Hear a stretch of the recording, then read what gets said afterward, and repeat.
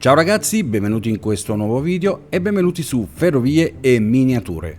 Andiamo avanti con la costruzione di questo modulo e con la stesura della massicciata. Per chi fosse entrato per la prima volta in questo canale, benvenuto e ti ricordo che se vuoi vedere tutta la procedura di questo plastico, puoi trovare la playlist linkata qua sotto nella descrizione per guardarti tutti i video arretrati. Ma in questo video oggi andiamo a vedere come ho steso la massicciata affrontando temperature altissime all'interno del garage e ovviamente ci siamo comunque divertiti a stendere la massicciata.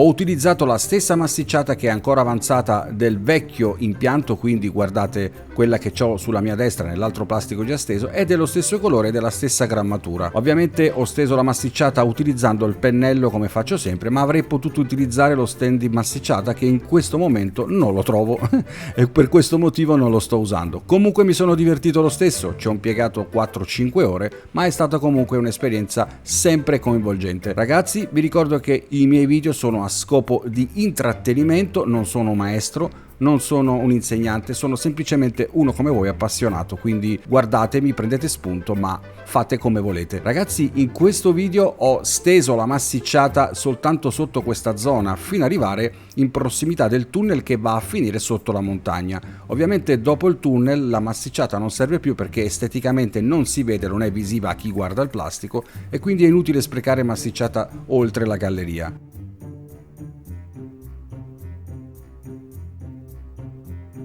Una volta che ho steso la massicciata, che adesso vedrete velocizzata, ovviamente ho steso anche la colla utilizzando sempre acqua, Vinavil e detersivo per i piatti.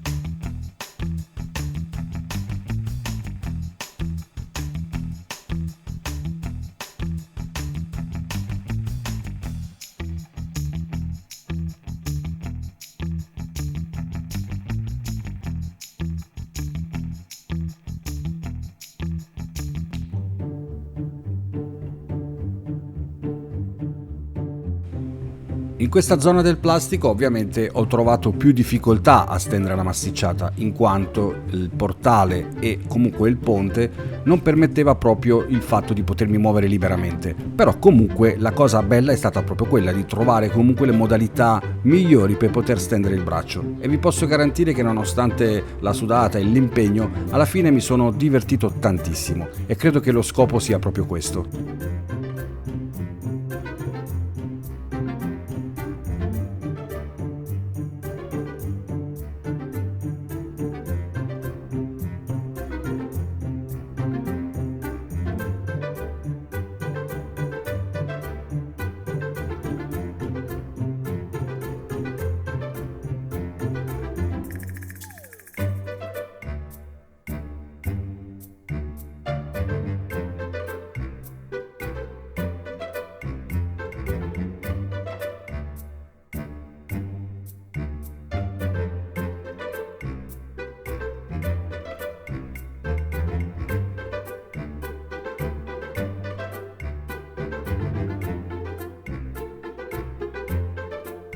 Questo è il momento in cui ho finalmente steso la colla e vi posso garantire che sono passati 3 giorni.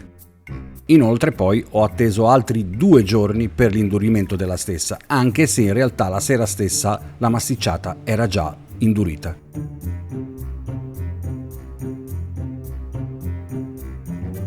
Alcuni giorni dopo mi sono finalmente messo a preparare il composto per creare il fondo del terreno e l'ho steso nelle zone più fastidiose, soprattutto questa dell'inizio del borgo medievale, perché qui è il tunnel portale della ferrovia, ma a fianco c'è anche il tunnel portale che porta la strada, diciamo, del passaggio automobilistico verso il castello medievale abbandonato che vedremo in seguito.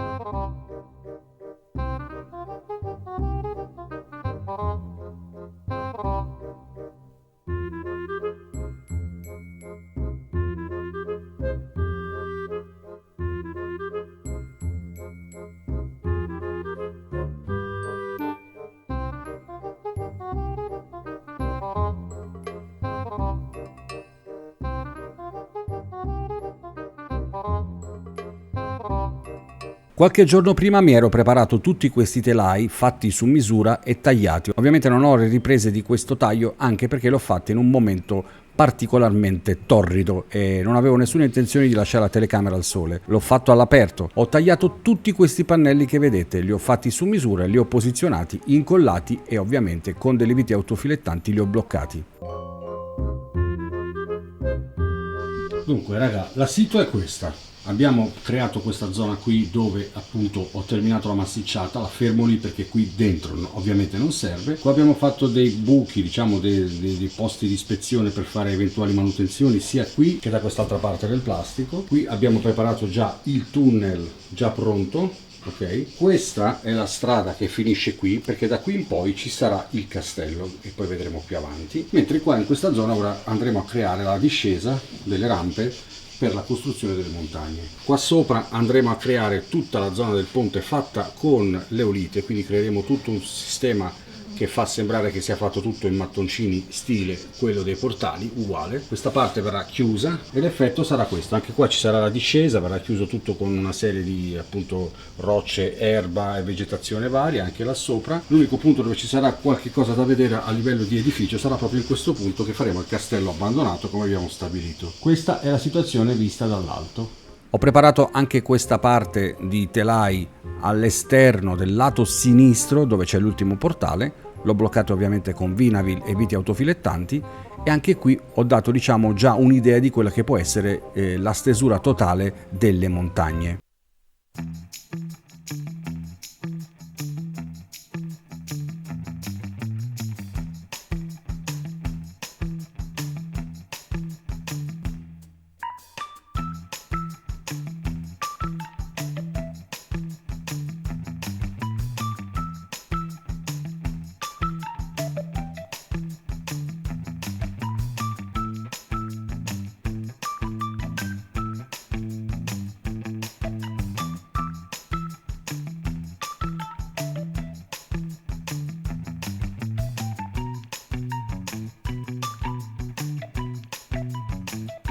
Anche in questo punto del plastico mi sono creato delle dime già preparate precedentemente su misura, anche qui ho fatto i tagli esternamente e poi praticamente li ho posizionati sempre con Vinavil e viti autofilettanti.